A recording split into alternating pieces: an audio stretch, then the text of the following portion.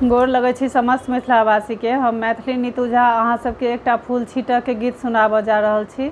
तो सुनू ई फूल छीटऽ के गीत।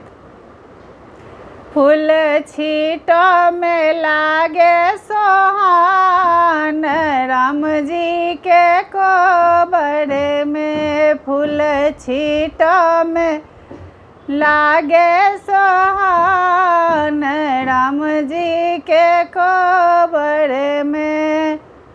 कथी में लड़ब बेली चमेली, कथी में लड़ब बेली चमेली, कथी में लोढ़ब गुलाब, राम जी के कोबर में। कथी में लोढ़ब गुलाब, राम जी के कोबर में। फूल छीटऽ में लागे सोहान, राम जी के कोबर में। डाली में लड़ब बेली चमेली, डाली में लड़ब बेली चमेली, फूल डाली में लोढ़ब गुलाब, राम जी के कोबर में। फूल डाली में लोढ़ब गुलाब, राम जी के कोबर में। फूल छीटऽ में लागे सोहान, राम जी के कोबर में।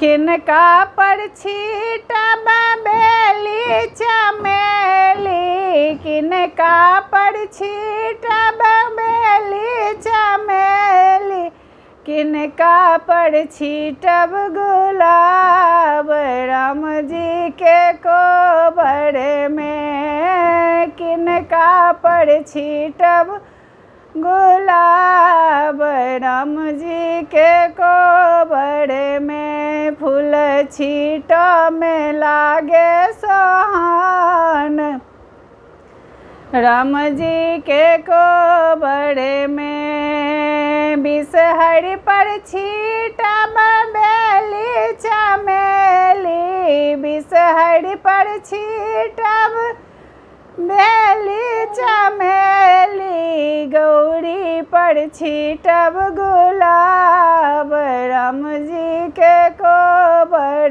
में। फूल छीटऽ में लागे सोहान, राम जी के कोबर में।